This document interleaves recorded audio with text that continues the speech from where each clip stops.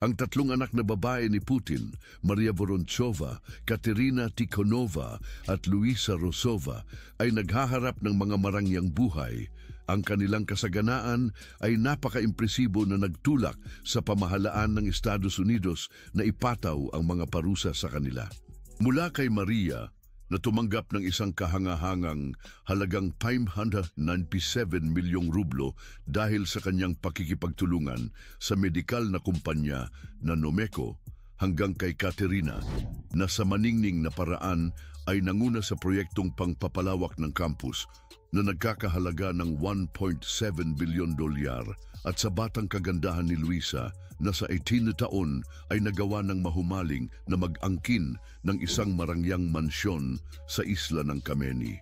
Ang mga batang kababaihang ito na napapalibutan ng isang balabal ng nakakaakit na misteryo ay nagpapalakas ng kanilang impluensya sa isang nakakalibog na paraan sa akademya, sa negosyo at sa pandaigdigang politika.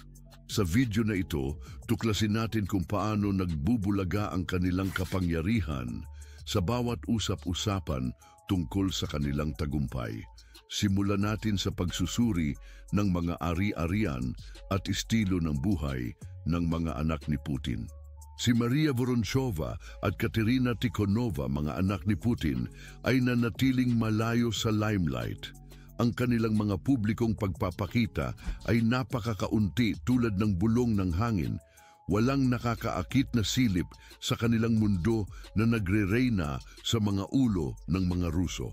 Ang publiko ay natitikis lamang, ang kanilang mga buhay ay napapalibutan ng isang diskring elegansya at hindi ipinagmamalaki na atraksyon. Ganito kadalas na mga pagkilos si Putin, lalo na para sa kanilang kaligtasan, batid na mayroon siyang mga kaaway. Sa pagsisikap na panatilihin silang lihim, iniisip na marahil ang mga anak niya ay dumaan sa paaralan sa ilalim ng peking identidad, iwasan ang kanilang apelyido. Ngunit ngayon, ang kanilang mga anak ay naging mga dalagang may kagandahang loob, bawat isa'y dumadaan sa kanyang sariling daan na may dangal at ambisyon. Ang pinakamatanda, si Maria, pinansin hindi lamang dahil sa kanyang nakababaliw na elegansya, kundi pati na sa kanyang kahangahangang kakayahan. Nag-uulat na siya ay nakapag-ipon ng yaman na higit sa 10 milyong dolyar lamang sa loob ng 3 taon sa tulong ng kanyang pag-asaosyon sa isang sikat at makapangyarihang medikal na kumpanya. Sa kabila ng anino ng prestihiyo ng politika ng kanyang ama, si Maria ay nakahiwalay ng sariling pagkakakilanlan, lalo na sa larangan ng medisina. Hindi lamang sa mga sulok ng akademya lumimit ang kanyang dalubhasa sa endokrinolohiya. Isinagawa ni Maria Vorontsova ang kanyang kaalaman sa mga karanasan sa totoong mundo na sa bandang huli ay nagdala sa kanya sa bagong medikal na kumpanya na tinatawag na Nomeco. Noong 2019, si Maria ay gumawa ng isang makabuluhang hakbang sa kanyang karera sa pagiging kapuno ng Nomeco. Bilang kapuno, si Maria ay nagsanay ng kanyang puso at enerhiya upang anyuhin ang pananaw at direksyon ng Nomeco. Ang kanyang pag-aambag ay malayo sa pagiging banaag. Labis na nakibahagi siya sa pagpaplano ng pang-estratehiya at ng mga desisyon na huhubog sa kinabukasan ng kumpanya. Ang kanyang pagkakaroon sa board ng direktor ay naglalabas ng isang nakahuhumaling na kahali-halina. Pinalalakas ang kanyang impluensya at pinapahintulot sa kanya na maagaw ang Nomeco na may nakaakit na halo ng ambisyon, pananaw at determinasyon. Sa paggabay ng seduktibo at pangitaing liderato ni Maria, ang Nomeco agad na naging isang matapang na puwersa sa industriya ng medisina. Ang kumpanya ay naghahanap ng mga inovatibong solusyon sa medisina at itinatag ang mga pakikipagsosyo na nagbago sa pamamahagi ng pangangalaga sa kalusugan ng may elegansya at kahusayan. Ang papel ni Maria ay magnetiko. ang kanyang nakaakit na pamilang at mga mas stratehikong pugad na naghahatak sa makapangyarihang mga alyansa at nakakasiguro ng mga pamumuhunan na nagpadiin sa meteorikong pag-angat ng Nomeco, pinalalakas ang kanyang pwesto bilang mananagot sa larangan. Mula 2019 hanggang 2022, ang pagtutok ni Maria Vorontsova sa Nomeco ay hindi lamang tungkol sa pamumuno at pangitain, kundi pati na rin sa likas na tagumpay. Sa panahong ito, siya ay nakakuha ng kahangahangang halagang 944 milyong rublo, katumbas ng 10.7 milyong dolyar. Ang mga kahangahangang kitang ito ay resulta ng kanyang mga estratehikong desisyon at ng mga hakbang na sinimulan ng Nomeco sa ilalim ng kanyang pamumuno. Sa pamamahala ni Maria, ang taunang kita ng Nomeco ay tumingkad ng labis. Noong 2018, ang kumpanya ay walang produkto, ngunit matapos sumanib si Maria bilang kapuno at maisama sa board, ang kitang ng kumpanya ay nakatanggi. Hanggang 2021, ang taunang kita ng Nomeco ay umabot sa 197 milyong rublo, katumbas ng halos 6.8 milyong dolyar. Maliban sa kanyang kita sa Nomeco, tumatanggap din si Maria ng buwanang sweldo mula sa State University ng Moscow, kung saan siya opisyal na rehistrado bilang empleyado ng Faculty ng Basic Medicine. Bagaman hindi gaanong mapagkakakitaan ang kanyang posisyon sa universidad kumpara sa Nomeco, nagbibigay ito ng karagdagang kita. Sa buwanang sahod na 110,000 rublos, humigit kumulang 1,200 dolyar. Kasama ang iba pang mga kita, ipinapakita ni Maria ang kanyang kakayahan na magkaroon ng iba't ibang mapagkukunan ng kita. Kasal si Maria Vorontsova kay Yevgeny Nagorny, 33 taong gulang, na noon ay naguulat sa internet ng pang-aabuso ng pulisya sa ilalim ng mapanupil na rehimen ni Putin mahigit isang dekada na ang nakararaan. Ang mga tagumpay na ito ay nagpapatunay na habang kinukondisyon ni Putin ang kanyang mga anak na kababaihan na manatiling malayo mula sa media, pinaniniyak niya na natatanggap nila ang mataas na kalidad ng edukasyon at ang mga tools na kinakailangan upang magtagumpay sa kanilang sariling landas.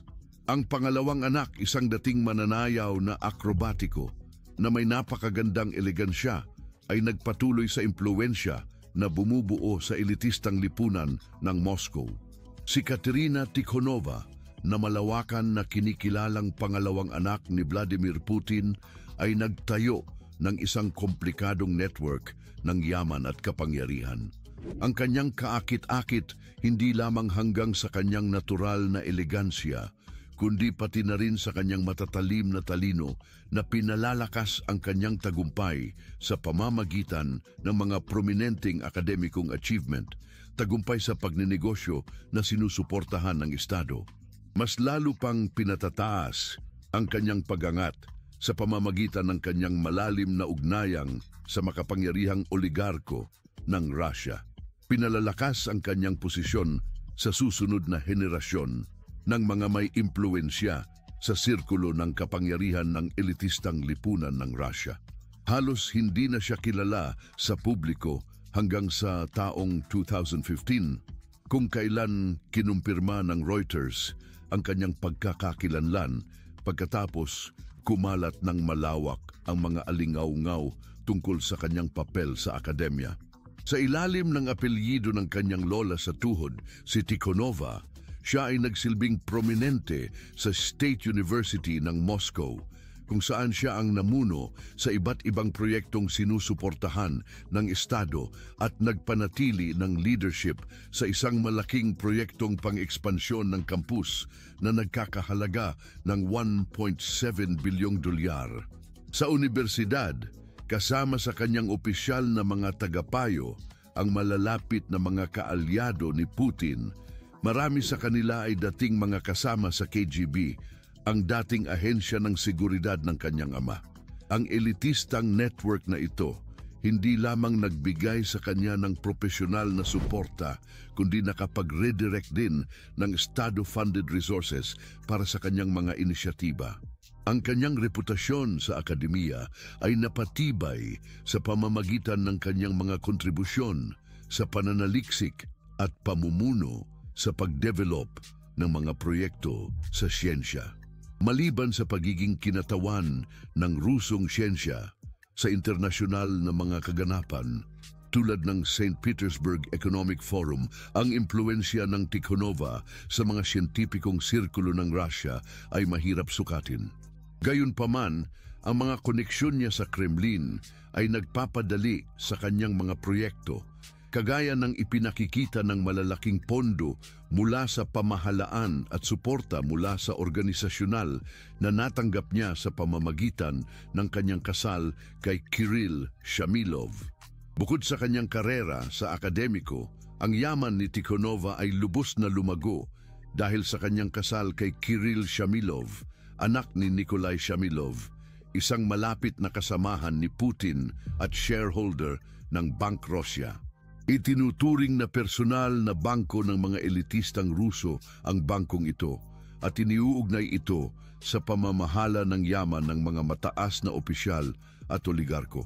Matapos ang kasal nito kay Tikhonova, binili ni Shamilov ang 3.8% na bahagi sa Sibur, kumpanya ni Gennady Timchenko, isa pang malapit na kaalyado ni Putin, sa halagang iniulat na $100 na mas mababa sa halagang inaakalang pamilihan na nagkakahalaga ng 380 milyon. Hindi lamang ito nagpahintulot kay Shamilov na maging bilyonaryo, kundi nagpapakita rin ng mga pribilehiyo na available para sa mga individual sa loob na krin ng Putin. Sa yaman na nagmula-mula sa mga transaksyong pangkorporasyon na ito, natatamasa ni Tikhonova at Shamilov ang isang buhay ng karangyaan. May mga marangyang ari-arian sa Rusya at sa ibang bansa, kasama na ang isang villa sa Biarritz, Pransya, na tinatayang nagkakahalaga ng 3.7 milyon. Ang villa na ito, kasama ang iba pang mamahaling ari-arian sa eksklusibong mga Russian neighborhood, malapit sa mga tirahan ni Putin, ay nagpapakita ng marangyang pamumuhay na nakamtan sa pamamagitan ng mga kasunduang ito.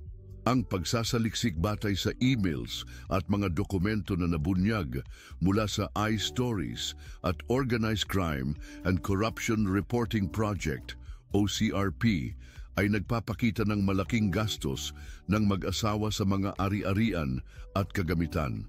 Maliban sa dalawang panganay na anak ni Putin, may umano'y pangatlong anak na babae na tinatawag na Luisa Rozova.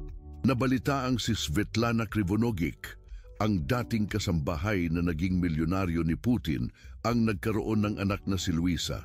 Bagamat isinilang sa isang mayaman at pribilehiyadong pamilya, ang buhay ni Luisa ay palaging napapalibutan ng misteryo.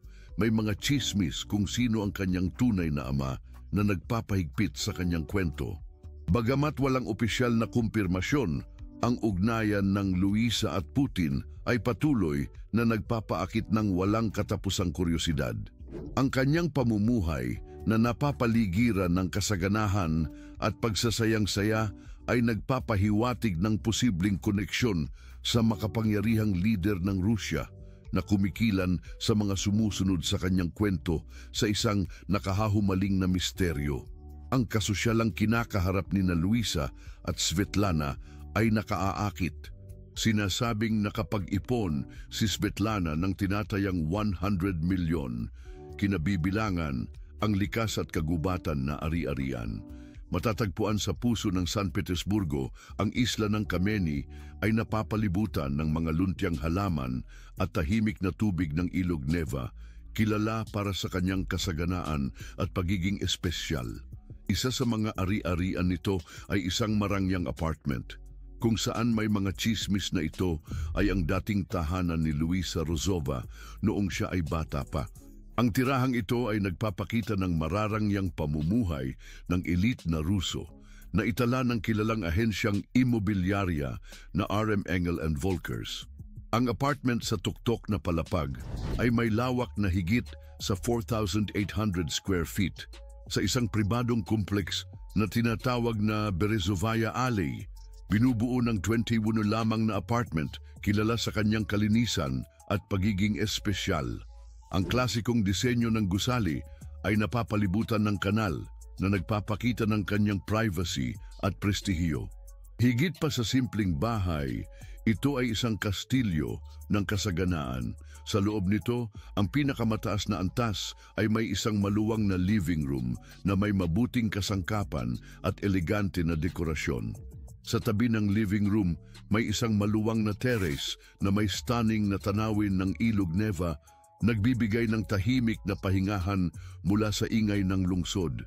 Sa ikalawang palapag, may isang maaliwalas na kwarto na nag-aalok ng kaginhawaan at kapayapaan, habang may isang sariwang kwarto para sa mga bata na nagbibigay ng isang kakaibang at palabiro na dating. Pinapanatili nito ang balanse ng kapayapaan at kasiyahan. Tumutugon sa iba't ibang pangangailangan ng mga naninirahan sa tirahan. Sa ikatlong palapag, ang kasaganaan ay namamayani. May sofistikadong wet bar para sa libangan, isang elegante home cinema para sa pribadong panunood, at isang salon ng araw na may dekorasyong pamumutiktik na ginto na perpekto para sa pagpapahinga sa araw at sa marahang pamumuhay na kinokoro ng mga may-ari ng ari-arian. Ang property na ito ay isang lugar na nagpapahalaga ng privacy at tumutugon sa lahat ng pangangailangan ng may napakalaking pag-aalaga. Higit pa sa simpleng bahay, ito ay nag-aalok ng isang pamumuhay na maraming tao lamang ang maaaring mangarap. Matapos mapag-usapan noong nakaraang taon kaugnay kay Putin, ang bilang ng tagasunod ni Luisa sa social media ay biglang tumalon patungo sa libu-libo. Madalas na nakikita ang kabataang ito na naglalakbay sa kanyang pribadong jet plane sa pagitan ng Russia, Monaco at Paris. Sa edad na 18, siya ay mayroon ng inilunsad na sariling linya ng moda at nakakakuha na ng pagkilala bilang isang hinihiling na DJ. Kilala ang kanyang tatak sa pag-aalok ng kahangahangang kaswal na kasuotan sa pang-araw-araw. Dumating si Luisa sa kanyang feast ng 82 taon sa isang kilalang club sa Moscow sa pamamagitan ng BMW Series 7 na nauukol dati sa Ministro ng Kultura ng Russia. Nakakuha siya ng 84,000 tagasunod sa Instagram, kung saan ipinapamahagi niya ang mga esketso ng kanyang marangyang estilo ng pamumuhay. Mahilig si Luisa sa mga artikulong de luho na malinaw na makikita sa kanyang Instagram account. Ang kasaganaan ay ang bunga ng kanyang persona. Gayunpaman, matapos tumanggap ng malalaking kritisismo, biglang naglaho siya mula sa social media na nagdulot ng pag-aalala at spekulasyon sa kanyang mga tagasunod. Nidokumento kamakailan ang isang kritiko sa pinakabagong post ni Luisa sa Instagram na binanggit na ang caption ay isang kahulugan ng matalinhagang salita. Ipinaliwanag ng kritiko na sa pagbasa ng letra B sa Cyrillic at ang iba pa sa Latin, ang pangalan ng tatak ay nagsasalita ng Vovochka, isang palayaw ni Vladimir bilang sanggunian sa kanyang ama, Vladimir Putin. Pinalakas pa ng kritiko ang ilang mga reaksyon sa post na nakamarka ng pag-aalat at pang-aalipusta. May isang puna na nagsabi na mabuti si Luisa sa pagbili ng mga artikulong diluho sa kanyang sariling pera, habang isa naman ang nagdadalamhati na ginamit niya ang pensyon ng kanyang lola. May pangatlong komentador na nagsabing nakita niya ang pera ng kanyang magulang na ginamit at iba pa ang pinamumura ng husto. Inakusahan na nagbili ang babae ng mga bagay gamit ang kanyang sariling buwis. Bukod dito, may mga akusasyon laban sa kanyang ama kung saan may isang tao na nagbabanggit na dapat niyang itaboy ito pagkatapos siyang masampal na nagnakaw sa kanilang bansa, at mayroon ding nagturo sa kakulangan ng infrastruktura ng lungsod na sinasabing ngayon niya maintindihan kung bakit hindi pinapamahalaan ang mga kalsada sa mga lungsod. Isinarhento ng kritiko ang mga pinakapagsinghal, kasama ang isa na nag-akusa na ang magarang pamumuhay ni Luisa ay nagmula sa gastos ng mga Ruso. Isa pang nagkomento ng may pangungusap na pagkukutya na hindi mura ang pagpapanatili ng kanyang marangyang pamumuhay at sinabi na kinailangan ng kanyang ama na gumawa ng ekstremong hakbang tulad ng pagpatay at pagsasagawa ng nobisyok sa mga tao, pagtaas ng buwis at pagtaas ng edad ng pagre-retiro. Matapos mabasa ang mga nakababahalang mga komento na ito, maliwanag kung bakit maingat si Putin sa pagbibigay alam tungkol sa pagkakakilanlan ng kanyang anak. Mga Santa Clauses ng US sa mga lihim na tagapagmana ni Putin, hindi napansin ng internasyonal ang mga aktibidades ni Katerina Tikhonova. Pagkatapos ng pananakop ng Russia sa Ukraine noong 2022, itinakda ng parehong Estados Unidos at European Union ang mga Santa Claus sa kanya at sa kanyang kapatid na si Maria Vorontsova. Ang mga Santa Claus ay layong pigilan ang kakayahan ni Putin na gamitin ang lihim na impluensya ng kanyang pamilya sa pagpapatakbo ng kanilang mga ari-arian habang hinihigpitan ang pag-access ni Tikhonova sa kayamanan at mga pag-aari sa labas ng Russia. Binigyang diin ng mga otoridad ng US na marami sa mga interes ni Putin ay kaugnay sa mga pangalan ng kanyang mga kamag-anak, ginagawang mga mahuhuli sa isang malawak na diskarte upang sirain ang komplikadong network ng mga gawain ng pandaigdigang kasangkot sa eliteng Ruso.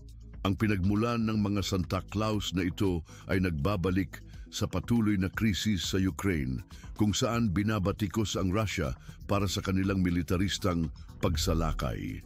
Nagbunga ang sitwasyon sa isang kritikal na punto sa mga pangyayari sa Bukha kung saan lumitaw ang mga ebidensya ng mga pinagsasalik ng sibilyan na umano'y isinagawa ng mga puwersang Ruso. Ang mga kasamaan na ito ay nagdulot ng galit sa buong mundo at isang panibagong pangako mula sa mga bansang kanluranin na ipatupad ang mahigpit na kahihinatnan sa Russia. Si Presidente Joe Biden, partikular, ay patungkol sa pangangailangang maging responsable.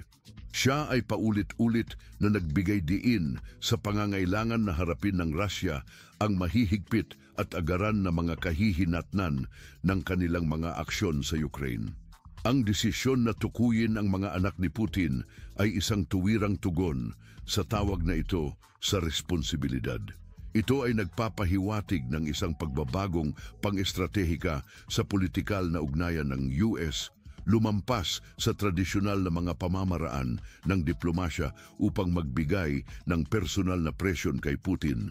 Ang mga pag-aalinlangan na si Putin ay nagtatago ng kanyang malaking kayamanan sa ilalim ng pangalan ng kanyang mga anak na babae ay nagdaragdag ng nakakaintrigang elemento ng misteryo sa kwento. Sa loob ng mga taon, ang mga bali-balita at pag-aalinlangan ay nagmungkahi na ang kanyang kayamanan ay maaaring umabot sa bilyon, ngunit ang malaking bahagi nito ay nananatiling nakatago, maingat na pinoprotektahan ng isang kumpol ng tapat na mga kaalyado at malalapit na pamilyang koneksyon. Sa pamamagitan ng pagpapataw ng mga parusa kay Katerina at Maria, ang administrasyon ni Biden ay nais na pasiglahin ang nasabing kumpol at ilantad ang tunay na batayan ng rehimen ni Putin. Kahit na tila may kasamang kayamanan si Luisa, ikatlong anak na babae ni Putin, siya ay nakaligtas mula sa mga parusa. Matapos ang ilang panahon mula sa mga parusa, nagbalik ang mga anak na babae ni Putin bilang mga tagapagsalita sa Forum ng Ekonomiya sa San Petersburgo. Ang mga anak ng Pangulo ng Russia na si Vladimir Putin ay bihirang lumitaw sa publiko. Ngunit sa okasyong ito, sumali sila sa mga panel sa International Economic Forum sa San Petersburgo. Si Maria Vorontsova, 39 anyos na anak ni Vladimir Putin, ay nagpakilala bilang isang genetisistang mananaliksik na nagsagawa ng kanyang unang pampublikong pagpapakita sa ilang taon. Siya ang nanguna sa isang talakayan tungkol sa bioekonomiya sa International Economic Forum sa San Petersburgo, ang SPEF. Sa parehong araw, si Katerina Tikhonova, 37 anyos na anak ni Putin, ay binanggit sa ulat ng The Guardian bilang isang technical manager at acrobatic rock and roll dancer na ipinagmamalaki ang papel ng industriya ng depensa sa suporta sa teknolohikal na independensya ng Russia sa SPF. Isinasaad na isa sa mga pinakamahalagang kaganapan ng taon sa larangan ng ekonomiya at politika, kinumpara ang kaganapan sa mga taunang pulong na ginaganap sa Davos, Switzerland. Iniulat ng media sa Russia na nakatuon ang tema ng taon sa pagtatatag ng multipolarity, paglikha ng mga bagong sentro ng paglaki, at inaasahan din ni Putin na makikipagtagpo sa mga lider ng mundo sa mga silid kung saan wala.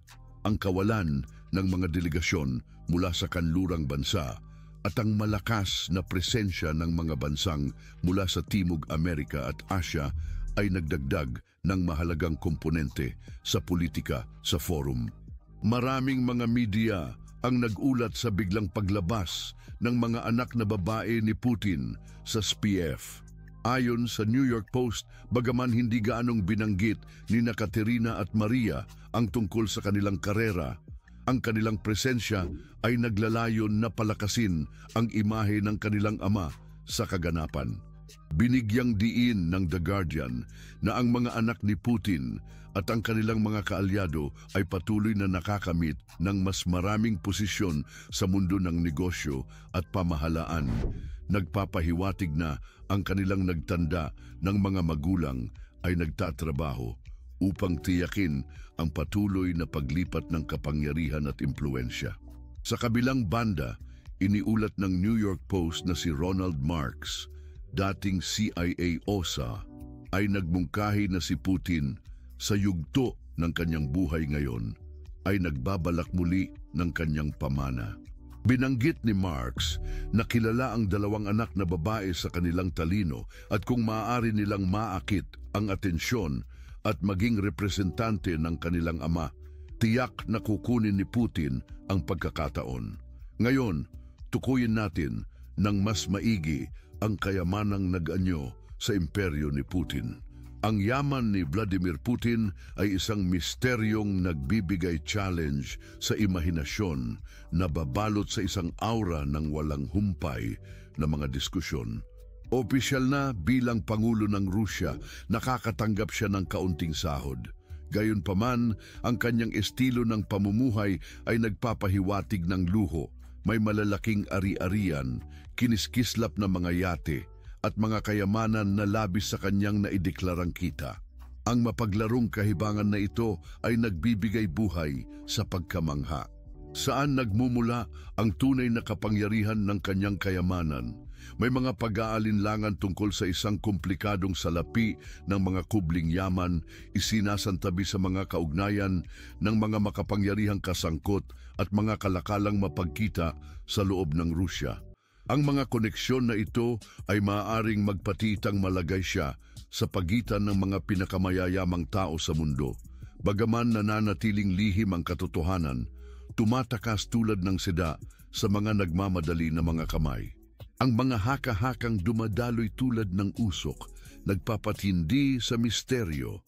Ang kanyang kayamanan, nakatagot matalas ang pagsasanggalang, hindi lamang ay tungkol sa mga numero, kundi isa ring kasaysayan ng mga anino, kapangyarihan at pakikidigma. Binibigyan resibo ng Pangulo ng Rusya, si Vladimir Putin, ng opisyal na sahod na humigit kumulang ng $140,000 kada taon. Gayunpaman, ang kanyang estilo ng pamumuhay ay nagtatampok ng pag-access sa isang makabuluhang kayamanan na labis sa nasabing kita. Isa sa kanyang kahangahangang ari-arian ay isang napakalaking 190,000 pesong talampakan na mansyon malapit sa Dagat Itim na tinawag na Casa de Campo ni Putin. Ang marangyang ari-ariang ito ay may mga plafon na magagamit sa pintura, isang swimming pool ng marmol na may mga estatwa ng mga Griego, at mayroon pang mga banyong may mga brushes ng toilet mula sa Italia na nagkakahalaga ng $850 bawat isa. Ang pagmamantini ng palasyong ito ay nagkakahalaga ng 2 milyon kada taon at nangangailangan ng isang pangkat ng 40 katao.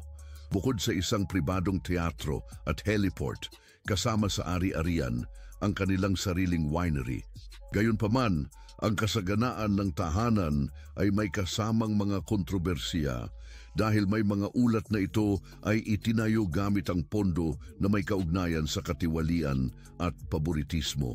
Bukod sa ari-arian sa tabi ng Dagat Itim, ang mga tirahan ni Putin ay kinabibilangan ng isang marangyang datsa sa Novo-Ogaryevo malapit sa Moscow. Ang lugar na ito ay nagbibigay buhay bilang isa sa kanyang pangunahing tirahan at mayroon itong mga pinakabagong mapanlikhang seguridad, pinapangalagaan ang proteksyon at privacy ng presidente. Ang dacha ay pinagsasama ang tradisyonal na arkitekturang Ruso at modernong kasaganaan, nagbibigay ng tahimik na pahingahan mula sa abalang kabisera. Ang pagmamahal ni Putin sa kasaganaan ay labis na labis kaysa sa kanyang kahangahangang mga tirahan. May koleksyon siya ng mataas na kalidad na mga ari-arian na nakakamtan ang mga pambihirang antas.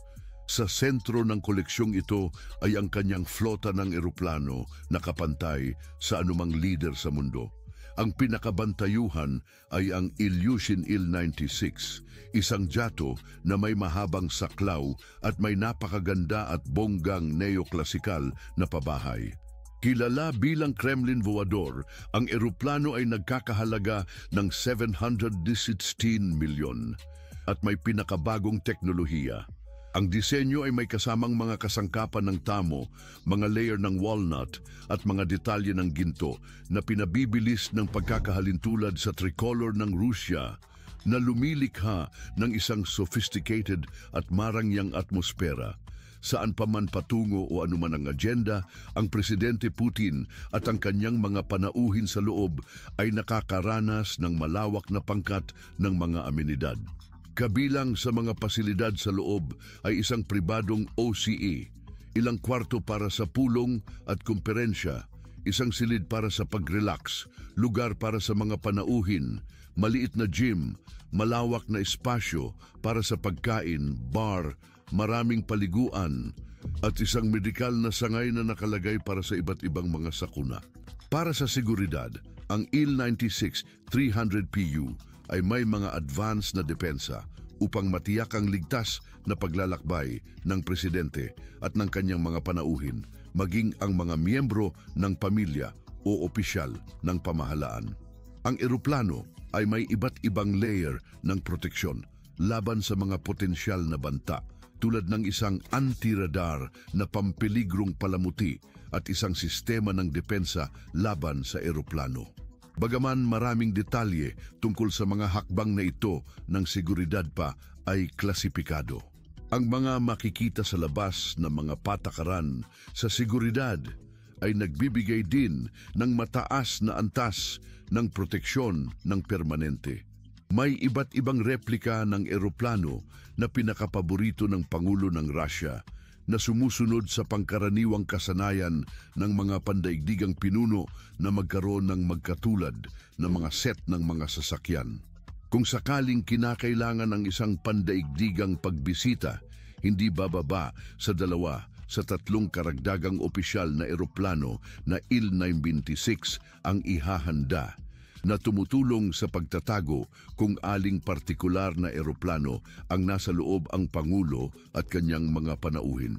Bukod dito, ayon sa Russia Beyond, ang mga karagdagang jet ay gumagana rin bilang natitirang mga reserbang dating alituntunin mula sa mga taong 1970. Ang pagpapahalaga ng Pangulo sa malalim na karagatan ay may pahiwatig sa kanyang koleksyon ng mga yacht kung saan ang pinakapansin-pansin ay ang Olympia na tinatayang nasa pagitan ng 27 at 40 milyong pounds.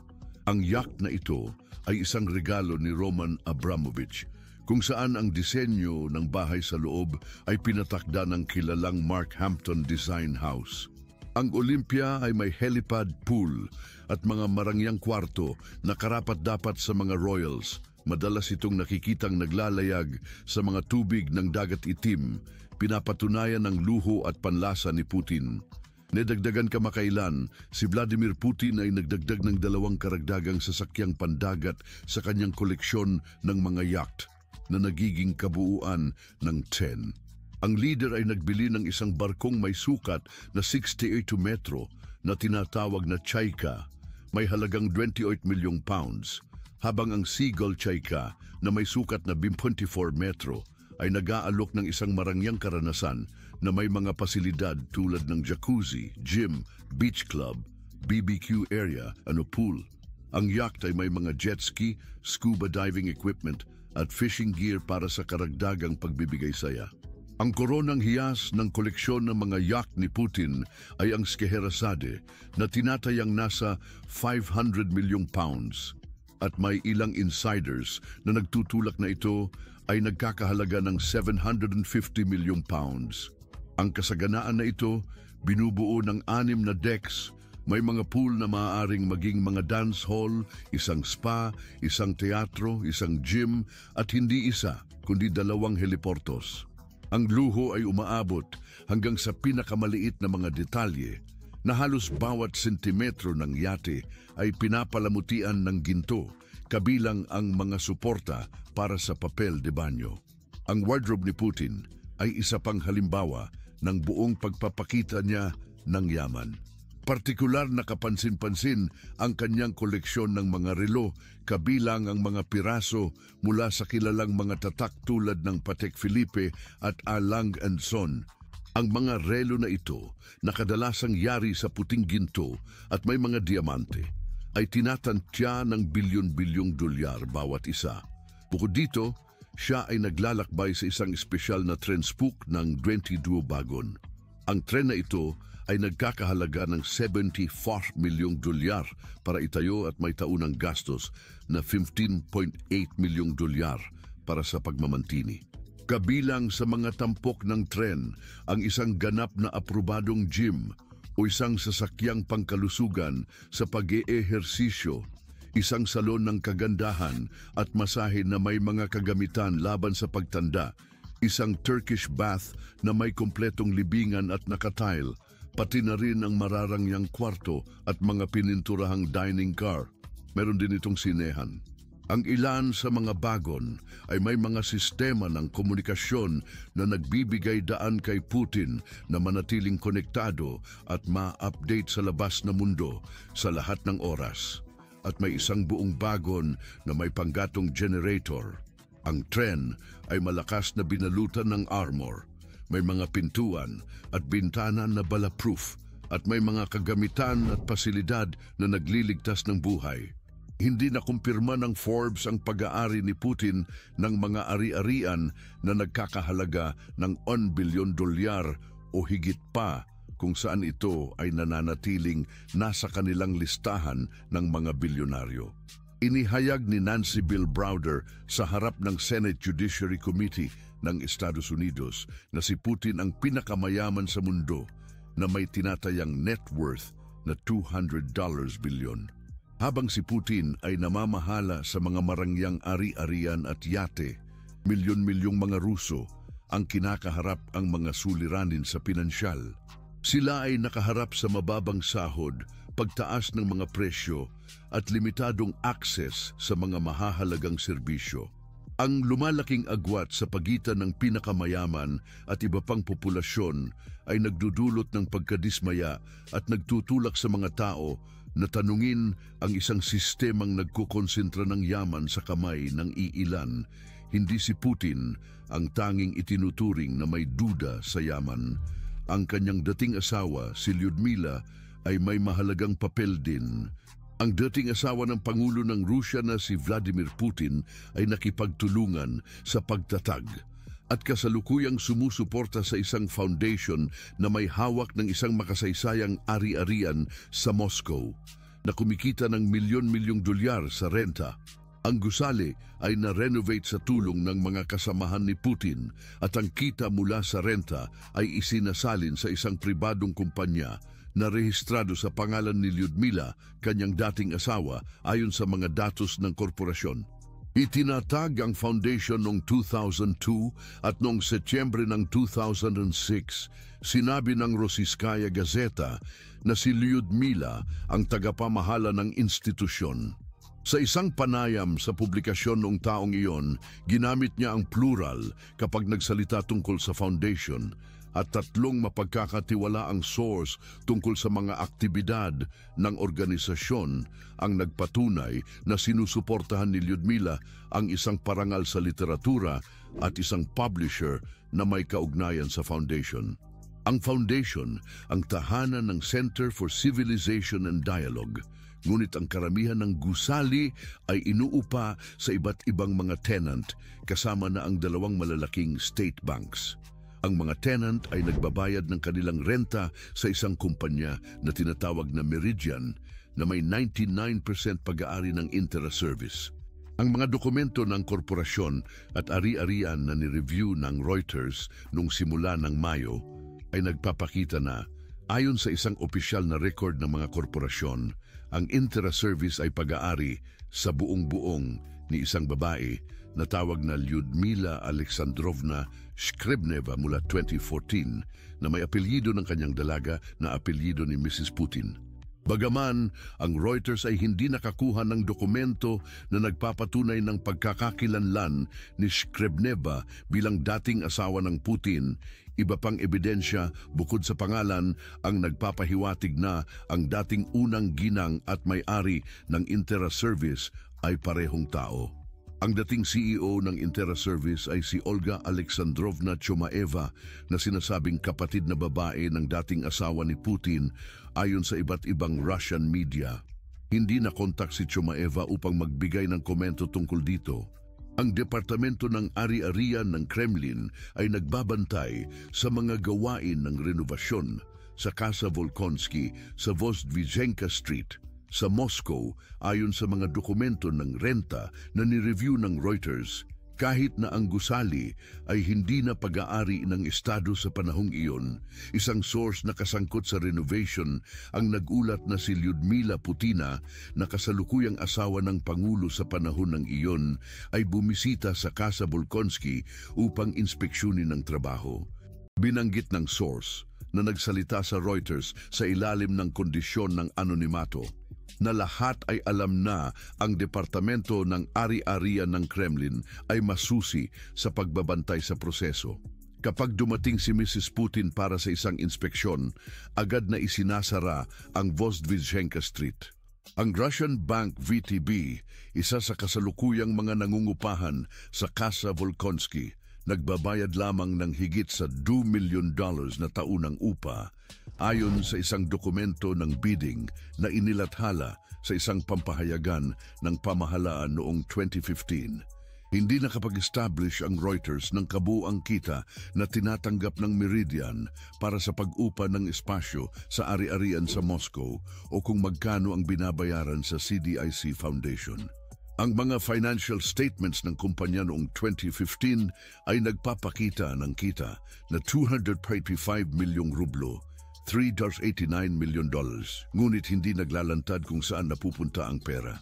Sinubukan ng Reuters na humingi ng pahayag mula sa Meridian at CDIC sa pamamagitan ng mga sulatroniko, tawag telepono at bisita, ngunit hindi nakatanggap ng sagot. Hindi sumagot ang press service ng Kremlin sa mga tanong tungkol sa dating asawa ng presidente. Ang mga kaayusan ay waring sumusunod sa isang pattern sa Rusya ni Putin, kung saan ang mga taong malalapit sa presidente ay nakikinabang sa mga kontrata, pautang, subsidya o asset mula sa state-owned companies o mga entidad na malapit sa Kremlin. Nakapag-ulat na ang Reuters kung paano ang manugang ni Putin, Kirill Shamalov, ay naging bilyonaryo matapos ikasal sa anak ng presidente at magkaroon ng malaking bahagi sa isang pangunahing kumpanyang Russian gas at petrochemical. Nakapag-ulat din ang Reuters na si Shamalov ay nakabili ng mga signifikanteng ari-arian sa Biarritz, Pransya mula sa mga malalapit na kasosyo ni Putin. Matagal nang kaugnay ang pangalan ni Putin sa kasaganaan sa isang uri ng golden touch na tila nagpapabago ng mga taong nasa paligid nito sa bilyonaryo sa isang iglap.